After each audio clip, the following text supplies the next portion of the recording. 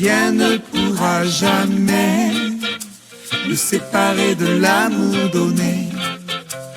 Rien ne pourra jamais nous priver de la liberté. Ni le malheur, ni l'inquiétude, ni toute la souffrance qui nous vient d'ailleurs. Aucune faim, aucune misère, ni les dangers que redoutent les veilleurs. Rien ne pourra jamais nous séparer de l'amour donné. Rien ne pourra jamais nous priver de la liberté. Aucune mort, aucune vie, ni la nuée des anges et des esprits. Aucun pouvoir, aucun combat, aucune force d'en haut ou d'en bas. Rien ne pourra jamais nous séparer de l'amour donné. Non, rien ne pourra jamais nous priver de la liberté. Bonjour et merci à Joël Daon pour ce beau cantique qui nous rappelle ce que l'apôtre Paul nous avait déjà dit dans l'Épître aux Romains. Non, rien jamais ne pourra nous séparer de l'amour donné. Non, rien jamais ne pourra nous priver de la liberté. Et c'est avec cette parole que nous croyons prophétique que j'ai le privilège de vous souhaiter la bienvenue pour ce nouveau temps de culte en vidéo avec les communautés protestantes de Drôme, Ardèche et Bourgogne. Un des tout premiers récits de l'évangile de Marc nous emmène à Capernaum. L'évangéliste nous raconte une étrange histoire dans laquelle Jésus se fait interpeller en plein culte par un démon. Ce mauvais esprit ne supporte pas que Jésus parle avec autorité. C'est une autorité qui libère et qui ouvre, alors que lui, il emprisonne. Marc, dans son évangile, aime bien souligner que Jésus est celui qui a autorité, voire même celui qui est l'autorité. Et c'est bien de cela dont nous avons besoin aujourd'hui, où plus personne ne sait très bien où aller. Il y a 1 an à peine, notre monde était encore sans pandémie. Les mutations que nous sommes en train de vivre à l'échelle planétaire sont absolument considérables. Quelle est l'autorité pour nous dire où aller aujourd'hui ? Avec ce récit d'Évangile, nous sommes au cœur de ces problématiques. Jésus, dont la parole fait réagir les démons cachés, nous rappelle qu'il est et restera celui qui nous ouvre des chemins de liberté grâce à son amour partagé, dont personne, même les pires démons, ne pourront nous séparer. Aujourd'hui encore, il veut établir entre nous une communion, une fraternité, au travers des ondes, au travers des images et surtout au travers de sa parole. Prier, chanter, donner, peut-être même reçu par nous. Bon culte, que ce soit le Seigneur qui soit au cœur de notre rencontre. Il est présent parmi nous, il nous rassemble, il nous unit, que son amour nous habite, que sa présence nous éclaire et que ce soit sa parole qui nous fortifie. Amen. Louons Dieu. Quand nous sommes enfermés chez nous, entre 18h et 6h du matin, rien de tel que la lecture du psaume 19 pour nous libérer.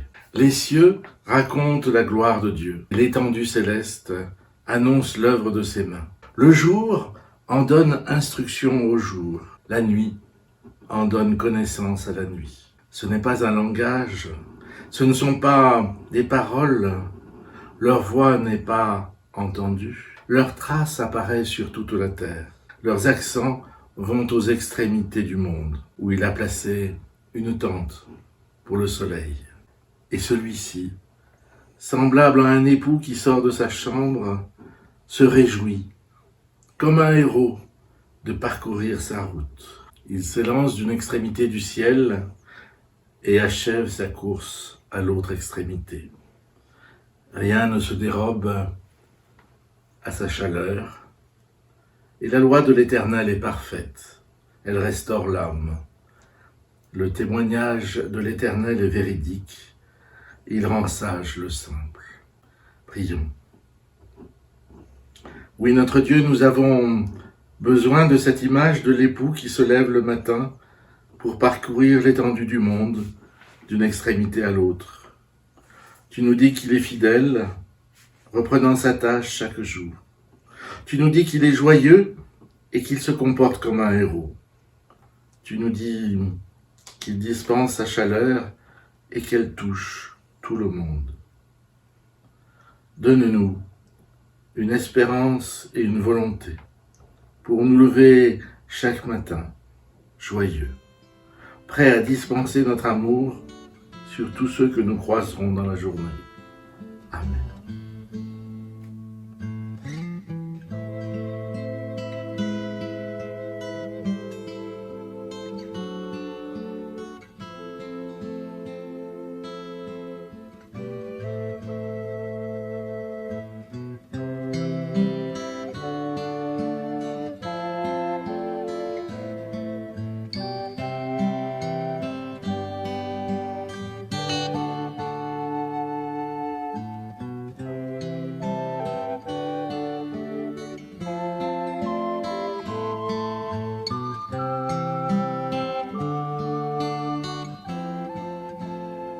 Bonjour et bienvenue ce soir pour une nouvelle narration biblique, Marc 21, les versets 14 à 38.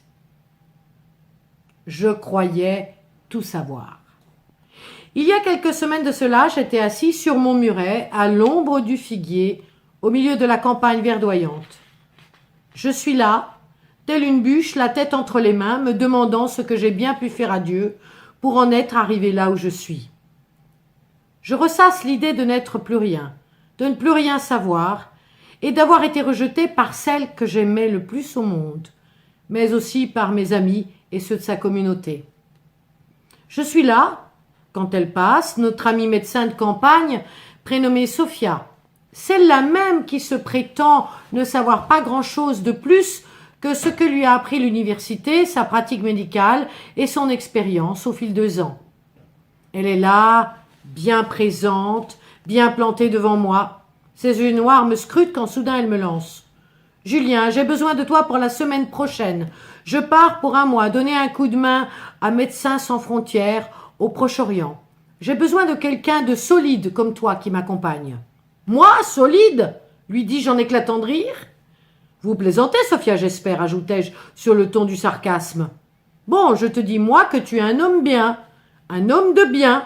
Alors, viens et suis-moi, là-bas, s'il te plaît.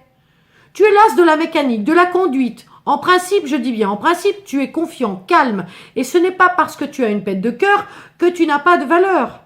Alors, au lieu de te lamenter sur ton sort, écoute ce que je te dis.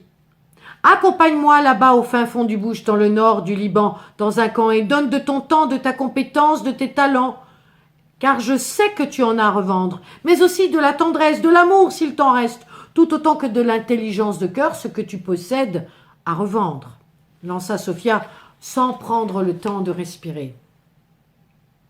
Et moi, le sceptique, le géotrouve-tout du village, le mécano fou, le conducteur invétéré de tous les bolides les plus improbables, amoureux de la belle mécanique, le mécanicien auquel aucune panne ne résiste, laissé derrière par ce petit ami et par la même occasion par tout le monde, se disant pas assez bien, pas assez conforme aux règles sociales et pas politiquement correct au vu de celles et ceux qui font partie de ce petit monde clos des montagnes du Jura. C'est ainsi que je me laisse entraîner dans une aventure où je ne vais rien maîtriser, où je ne sais plus rien et où je découvre alors par inadvertance que beaucoup de choses deviennent possibles. Il y a 2 à 3 semaines que je suis partie, suivant Sophia dans ce quartier pauvre, au nord du Liban, dans ce camp où il n'est possible de donner aucun nom. Je suis appelée à être témoin. Je suis devenue témoin, en fait, de mon médecin de campagne préféré, qui, elle, ne se prend jamais la tête dans les mains et ne se demande jamais ce qu'elle pourrait faire ou penser. Être la femme, tout être là, présente au monde par sa voix, sa parole, son regard et aussi par son corps. Elle n'est pas un gourou, mais elle est une présence physique plus forte que tout. Elle n'est pas une charlatane, encore moins une rebouteuse, ni une religieuse qui mettrait Dieu à toutes les sauces philosophiques possibles et imaginables. Elle est un médecin libéral, indépendant, de campagne, quelle que soit la campagne du reste. Et elle est là. Elle soigne les bobos, les maux de toutes sortes, elle redresse les corps, elle remet en place, elle oppose à toutes les folies une logique et une sagesse implacables. Elle aime, elle est. Elle soigne au-delà des mots, elle soigne les âmes, comme elle l'a toujours fait chez nous pendant plus de 30 ans. Depuis quelque temps, j'ai remarqué qu'il y avait un jeune homme qui l'accompagnait, un assistant jeune, un local. Il la suit partout. Ce que j'ai appris, c'est que depuis le départ de la maison de cet étudiant en médecine, la mère en est tombée malade, et le frère est entré dans l'incompréhension et la colère la plus forte.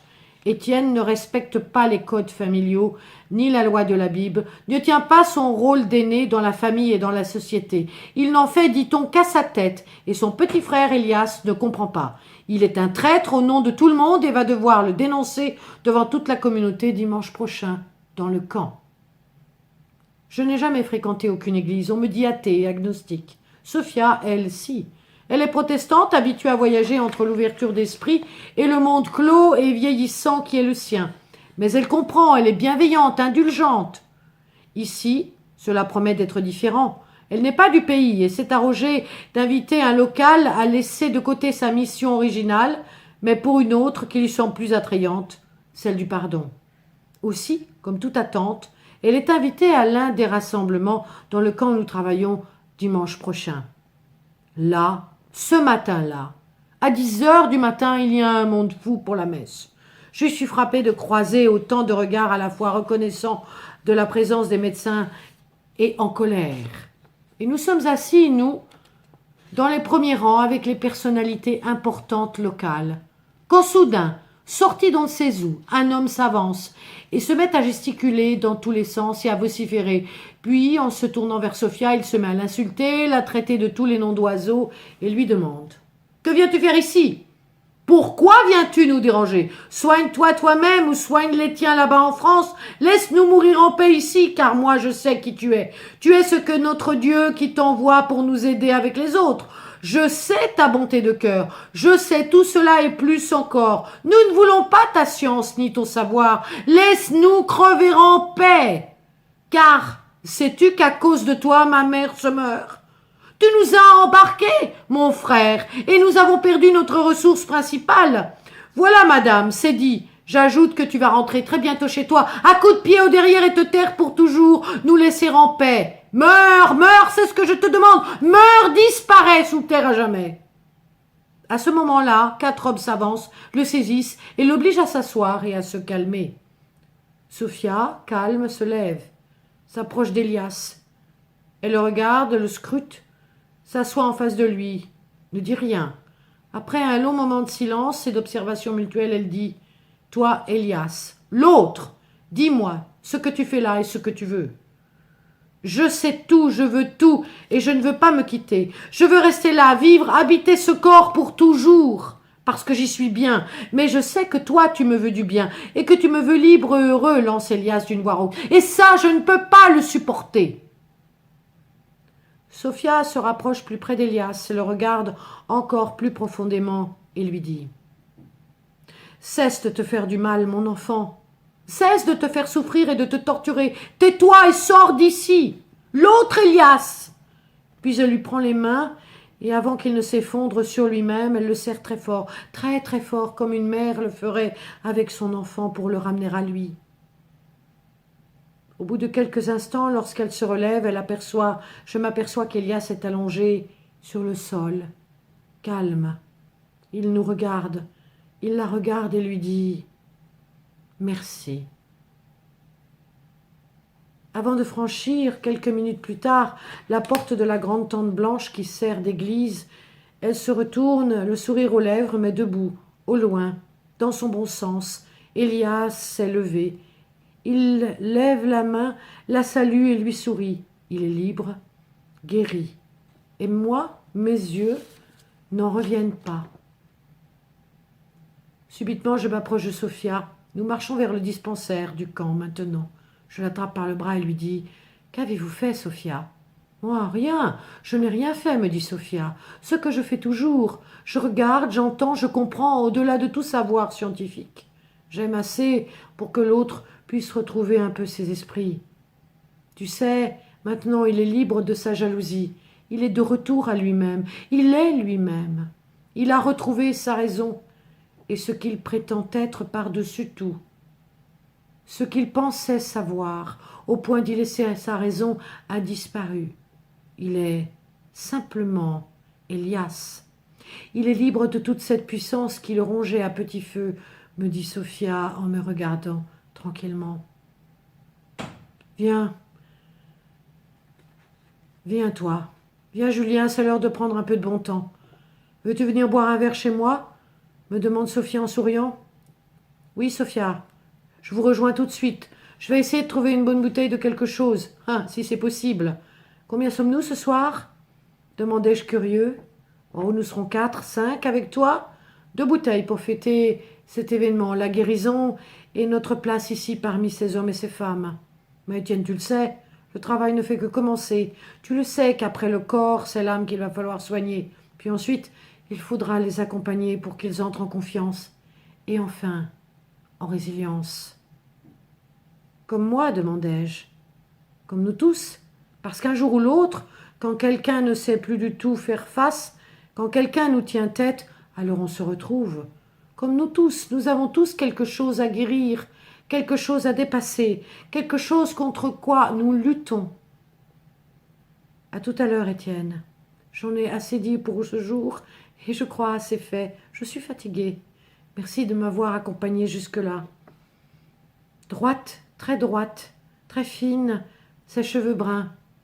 Elle me quitte. Je la vois disparaître derrière les arbres du camp. Je sais qu'aujourd'hui, avec eux, je suis à mon tour entrée dans ce chemin que l'on nomme libération, guérison et rédemption. Droit dans ma vie, droit dans mon corps et bien droit dans ma tête. Le cœur en fait, je sais que je suis et ce pourquoi je vis.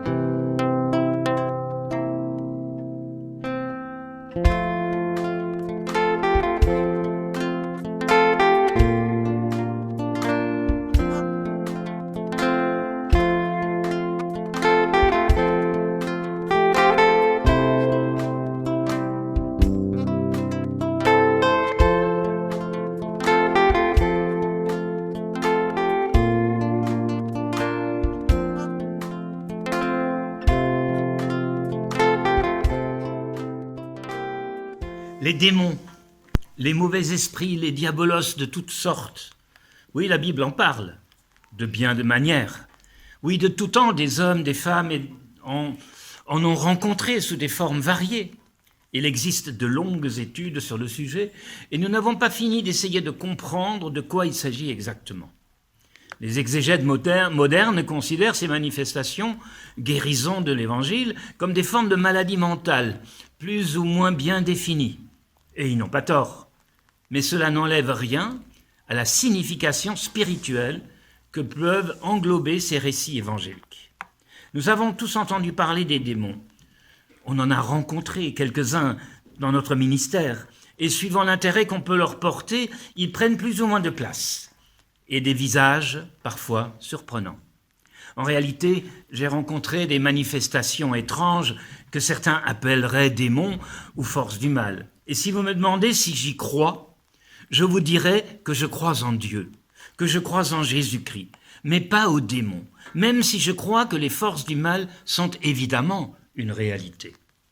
Lorsque j'étais pasteur, Sur l'île de la Réunion, j'ai eu l'occasion de découvrir les effets de peur que pouvait inspirer un sachet plastique au contenu mystérieux posé sur un croisement de rues, de routes, ou la crainte aussi que pouvaient inspirer certains petits oratoires à la Vierge Marie auxquels on avait ajouté une statue de Sainte Expédite et qui parfois cachaient à leur côté une grosse pierre encore rouge du sang d'un sacrifice animal perpétué dans la nuit pour calmer les démons. J'ai prié avec des amis des églises malgaches qui faisaient partie des bergers, les Fifouazen, ou alors appelés aussi les Pianj, une fraternité de prière qui est née au début du XXe siècle, dans le but de libérer les gens de leurs démons. Nous avons tous entendu parler par nos ancêtres dans nos campagnes ardéchoises ou ailleurs, des guérisseurs et autres manifestations occultes qui faisaient partie du paysage. Dans notre monde moderne, on en parle avec un certain amusement, tout en gardant prudemment ses distances. La réalité des démons fait partie du monde biblique. Dans son évangile, Marc emploie 11 fois le terme grec pneuma akatarton, esprit impur, et 12 fois il parle de daimonion, les démons. Et ce passage de Marc 1, au verset 21 et 28, nous parle d'une telle rencontre. Un homme qui portait en lui un esprit mauvais interpelle Jésus. En fait, il lui crie dessus « Que me veux-tu » En gros, il a compris que Jésus était là pour l'empêcher de poursuivre tranquillement son travail de sape et d'aliénation des hommes et du monde.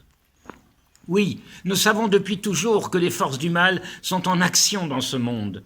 Faut-il pour autant les personnaliser? Peut-on prétendre tout savoir à leur sujet? Je ne le pense pas.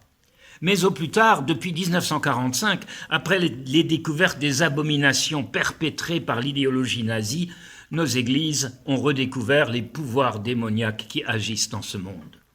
Plus encore, peut-on le penser aujourd'hui, alors que cette idéologie est encore si vivace dans le monde entier et continue à se développer. Je n'oublierai jamais, dans un autre domaine, le cri du cœur d'un ami pasteur lorsque nous avons appris en pastoral qu'un collègue venait de décéder d'un cancer fulgurant. « Le cancer est démoniaque », lança-t-il. Je pense au pouvoir omniprésent de l'argent dans le monde, alors que ce n'est rien d'autre qu'un outil pour favoriser les échanges entre nous, normalement. Je pense à tout ce qui a été révélé par ce petit virus de rien du tout qui rend fou le monde entier en ce moment. Tout à coup, on découvre que des gens qui devaient nous soigner sont parfois capables de calculer leur profit plus que de s'occuper des malades. On apprend que les maisons qui devaient humaniser notre vieillesse et rallonger le bien-être humain sont aux mains de sociétés dont le seul but paraît être de faire du profit. Voici que l'on découvre que les lois faites pour nous protéger, favoriser la vie ensemble, deviennent des instruments de pouvoir qui vont peut-être servir à aliéner les gens et empêcher les libertés les plus fondamentales de se développer. Il y a partout un peu de démoniaque dans ces excès-là.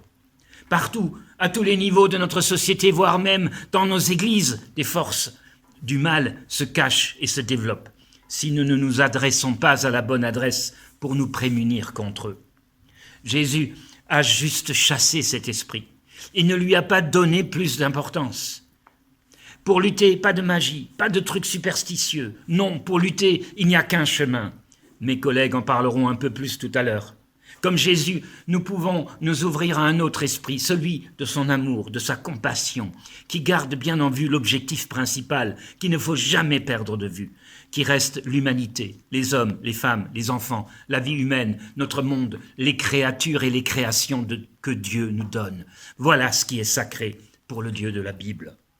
C'est en se tournant vers le bien qui est incarné dans la parole d'amour du Christ, mais qui existe aussi ailleurs qu'on peut faire avancer les forces d'amour dans ce monde. Et non, en essayant d'attraper les démons qui n'ont aucune importance en soi et auxquels il ne faut pas donner d'importance. Sachons discerner les bons combats qui, même s'ils touchent le social, l'humanitaire, le sanitaire, seront toujours aussi des combats d'ordre spirituel. Amen.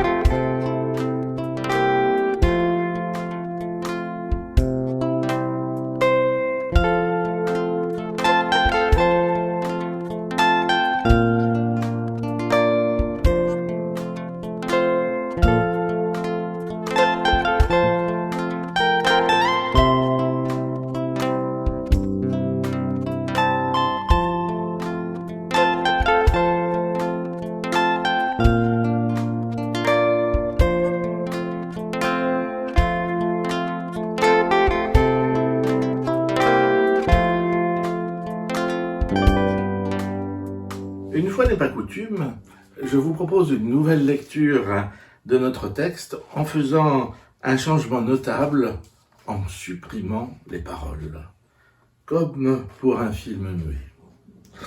Je vous invite à faire comme si l'homme occupé par un esprit impur, qui parle à sa place, qui le dérange, était muet, ne s'exprimait pas. Cet homme est jugé désagréable à cause de cet esprit. Il est devenu imprévisible. Tout se passe comme s'il ne se contrôlait pas. Du coup, il est laissé de côté. Il est marginalisé. On le laisse sur le bord du chemin, vivant de l'aumône. C'est un marginal. Et voilà que surgit Jésus. Un regard. Quel regard! Dans ce regard, l'homme voit ce qu'il n'avait jamais vu auparavant. Le regard de Jésus ne le traverse pas comme s'il était transparent. Les autres ne le voient pas en fait. Jésus, lui, le premier, le regarde avec intérêt. Du coup, l'homme se sent apaisé. Il prend conscience qu'il existe aux yeux de Jésus, qu'il est précieux, qu'il compte pour cet homme nommé Jésus. Le désordre qui l'avait envahi, la dépendance dans laquelle il était enfermé, toutes ces murailles qui le séparaient du monde, des autres, soudain, tout cela est en train de se fissurer pour laisser place à une lumière qui porte sans doute l'espérance.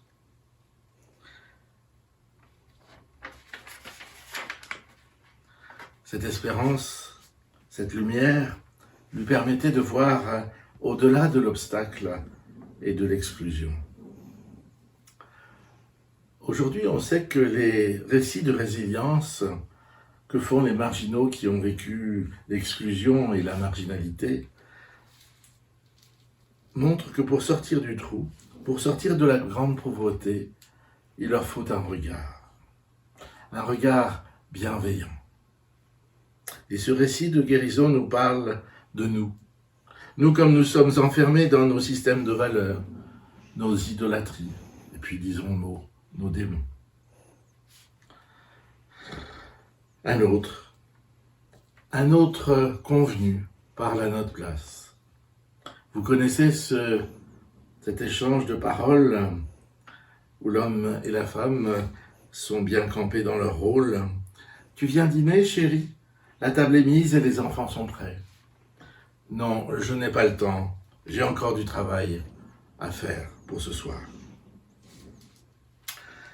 Notre récit de guérison nous parle de la transformation que nous subissons quand nous nous laissons transfigurer par Dieu, qui nous regarde comme ses enfants, ses bien-aimés, qui nous délivre de nos démons.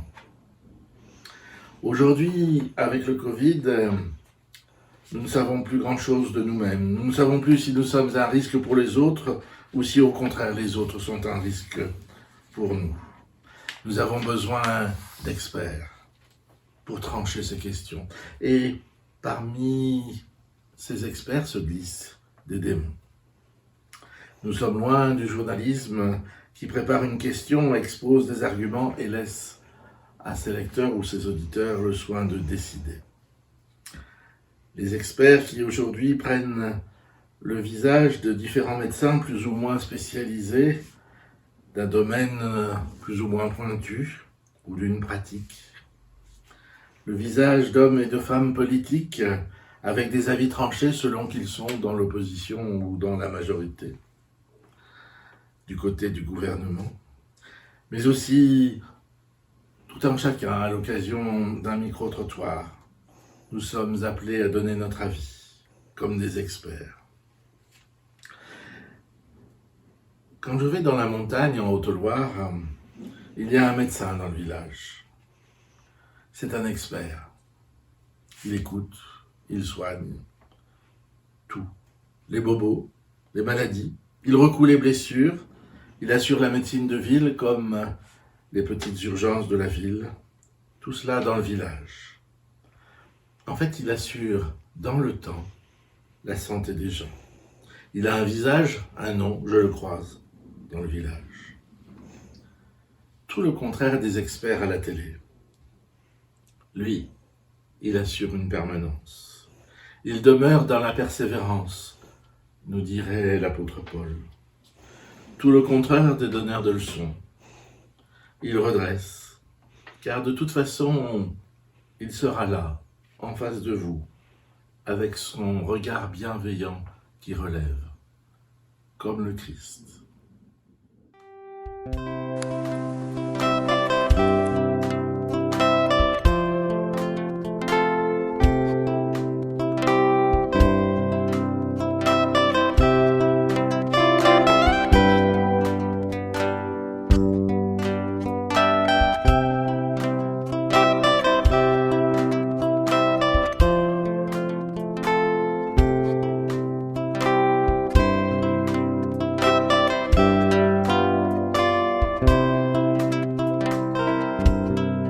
Chers amis, voici un dernier regard sur cette histoire d'évangile. Et je la déplace au XXIe siècle, dans notre contexte chrétien, pour éviter tout anti-judaïsme que le texte n'a pas. Jésus vient d'appeler 4 disciples et se rend aussitôt le dimanche au temple ou à l'église. Il enseigne et son attitude comme son discours étonne les personnes présentes par l'autorité qu'il dégage. Ça n'a rien des prêtres ou des pasteurs dont l'enseignement n'a pas la même autorité. Jésus est accompagné de ses disciples lorsqu'il rejoint l'église pour la célébration matinale. On ne les reverra qu'à la sortie, mais ses disciples seront à leur tour porteurs du même projet libérateur du royaume de Dieu, tout proche, jusqu'à nos jours. Du moins, Jésus l'a voulu ainsi. Jésus veut rencontrer l'église. Il vient au temple le jour du culte. Il a rendez-vous avec quelqu'un, un homme ou une femme, un pratiquant, un pasteur ou un prêtre, comme vous voulez.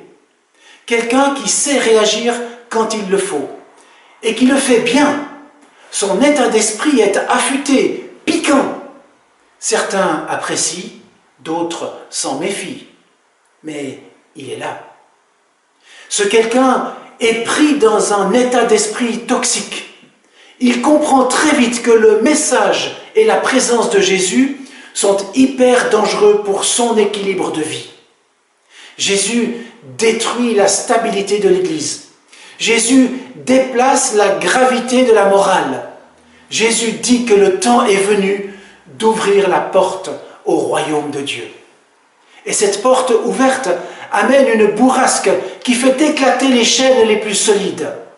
Elle déséquilibre le parcours bien huilé et suscite le refus et le rejet, jusqu'à chercher les moyens de détruire cette force de changement ou de la canaliser pour la contrôler.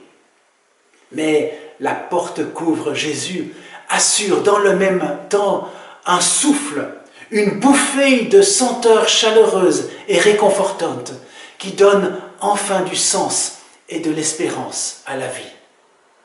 Accueillir le royaume de Dieu à sa porte et y entrer vient déchaîner l'esprit mauvais, libérer la tradition immuable et stérile. Le royaume de Dieu met des couleurs dans le quotidien.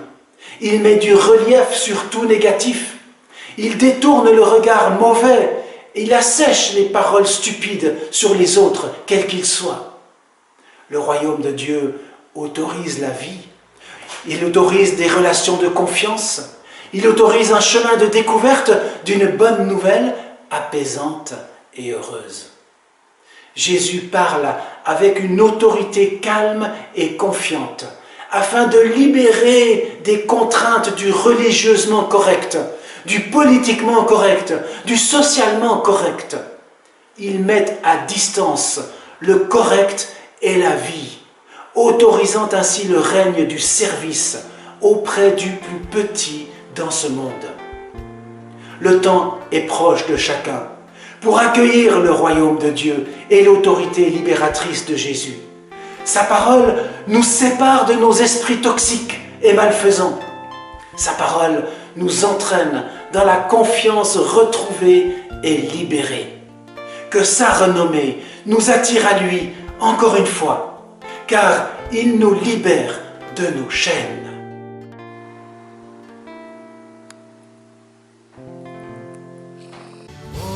Proclamons sa grâce au creux de la nuit. Recherchons sa face au cœur de sa vie. Célébrons sa gloire. Bannissons la peur. Chantons sa victoire. Jésus est vainqueur.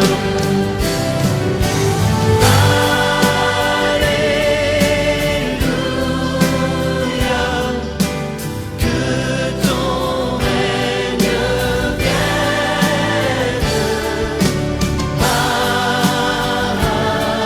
Maranatha. Viens Jésus, règne en moi.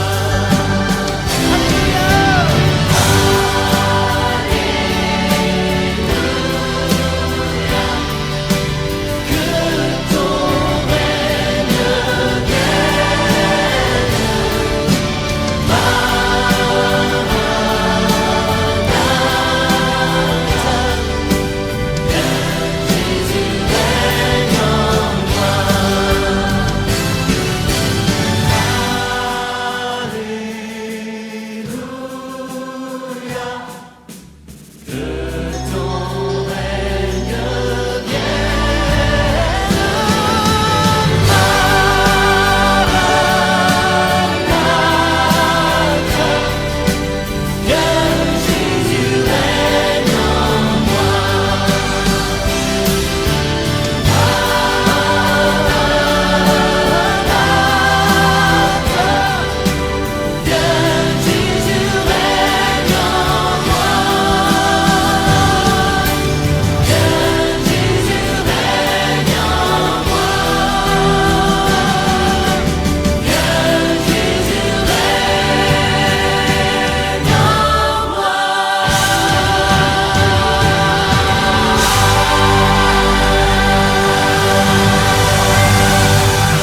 Nous prions.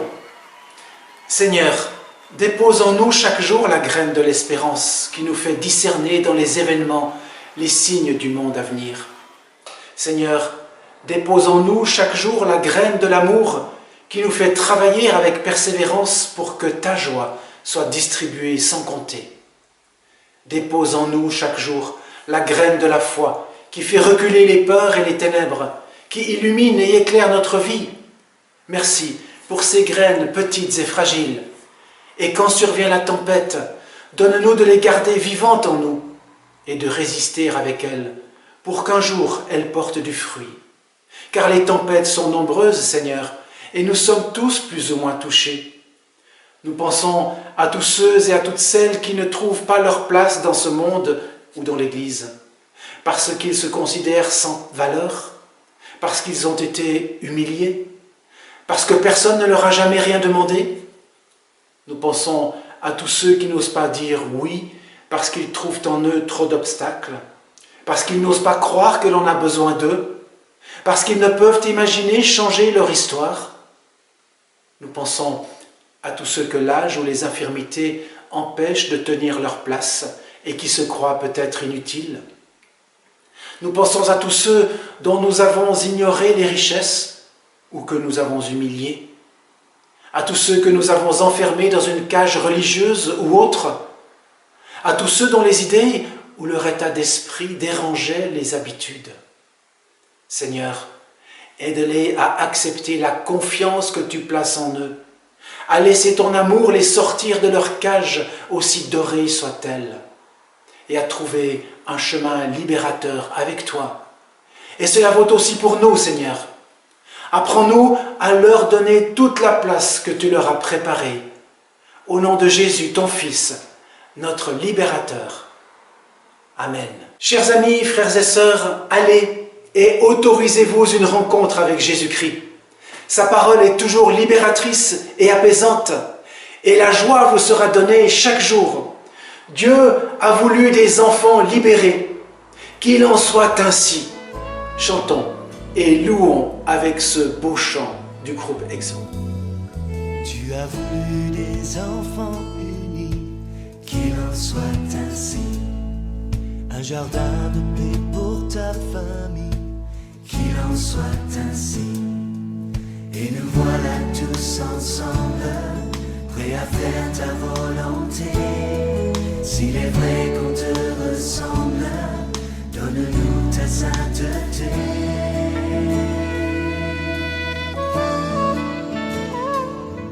Tu as voulu tes enfants heureux, qu'il en soit ainsi.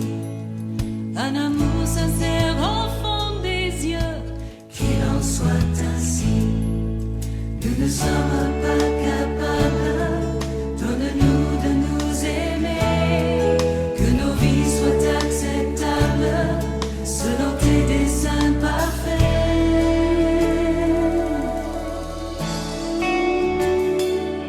Et nous serons enfin ce temple, ce palais où tu demeures, où ton cœur de Père nous comble de sa grâce. Et nous serons enfin l'épouse que ton amour a choisi, le parfum de ta vie, qu'il en soit ainsi.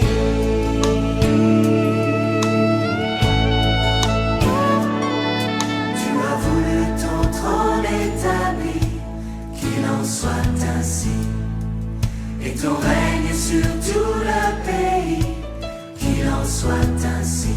Nous irons dans ta confiance, enflammés de ton esprit, proclamer dans ta puissance le salut de Jésus-Christ.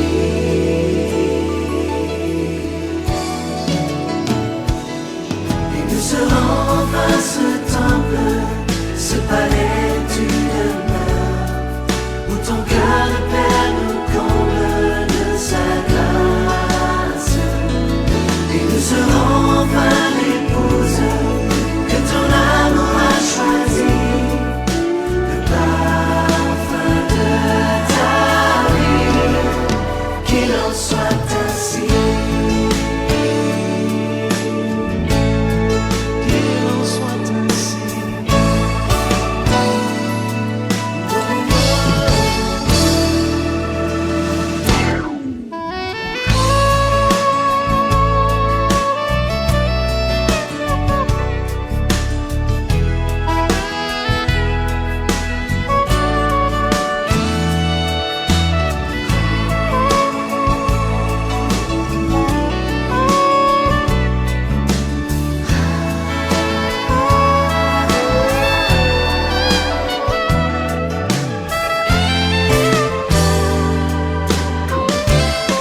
Nous serons enfin ce temple, ce palais où tu demeures, où ton cœur de Père nous comble de sa grâce.